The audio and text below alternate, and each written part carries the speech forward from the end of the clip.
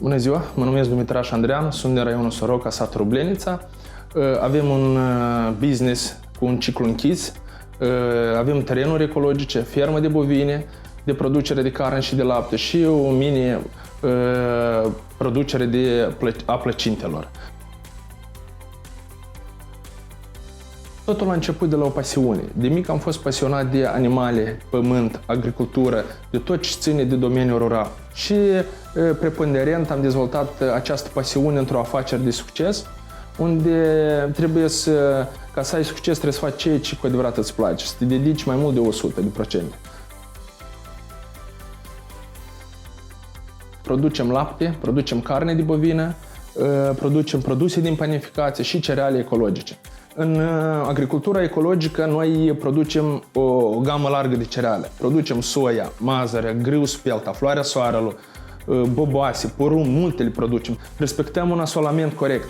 Ne încadrăm în toate cerințele impuse de către organul de certificare. Suntem monitorizați cap-coadă de la semănarea, de la achiziționarea, să spunem așa, semințelor până la produs finit. Avem inspecții, 4-5 inspecții pe an avem. Practic, nu este suficient doar să spui produs ecologic. E mult mai dificil să lucrezi cu produsele ecologice. Ce ține de piața exporturilor, dorim să ne găsim un partener de încredere, să spunem așa, european, care să aibă viziuni comune, să vedem un plan de afacere pe fază largă, nu pe plan îngust, așa să spunem.